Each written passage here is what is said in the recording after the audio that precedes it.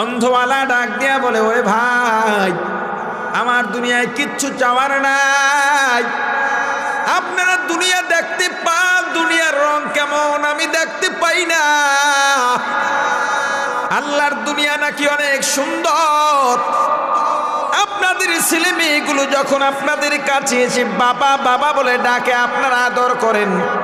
সন্তানের চেহারার দিকে তাকাইলে মা বাবার অন্তর শান্ত হয়ে যায়।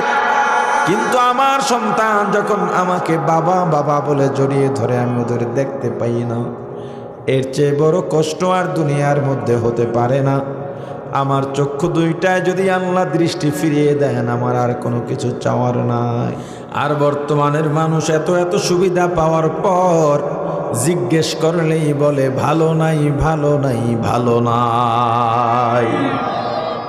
দোকানদারের কাছে জিজ্ঞেস করেন, ভাই বেচা কিনা কেমন? বলে না, মানুষের পকেটে টাকা নাই। প্রশ্ন করলেন কি, জবাব পেলেন কি? মানুষের পকেটের টাকা নিয়ে তার বড় দুশ্চিন্তা। বেচা কিনা ভালো হোক খারাপ হোক, লাভ হোক লোকসান হোক, সর্বাবস্থায় শুকরিয়া আদায় করে আলহামদুলিল্লাহ। সুস্থ থাকি অসুস্থ থাকি, সুখে থাকি দুঃখে থাকি, সব সময় আল্লাহর শুকরিয়া আদায় করার মতো লোক কয়জন পাবেন? বৃদ্ধের কাছে জিজ্ঞেস করেন কেমন আছেন? মুরব্বী বলেন না, আগের মতো আর খাইতে পারি না। খাইতে খাইতে সাবা বানাইয়া লাগল, এখনো খাইতে পারে না, বড় আফসোস। স্বামীর কাছে জিজ্ঞেস করেন, কিরে ভাই সংসার কেমন চলে? কয় ভাই আর বইল না, উনুনের উপরে বইয়া থাই, চুলার উপরে জ্বলন্ত চুলায় বইয়া রয়েছে, কি আর করার? বিয়ার কয়টা করুম, আসি দুর্নীতি কয়দিন চলে বলে যেতে পারলি হয়। বউয়ের কাছে জিজ্ঞেস করেন কেমন আছেন? বউ বলবে আমি দেখে ওর সংসার করে গেলাম, অন্য কেউ হলে 2 দিনও টিকতো না।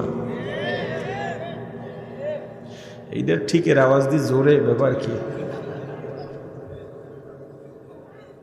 সব জায়গায় শুধু ভালো নাই, ভালো নাই।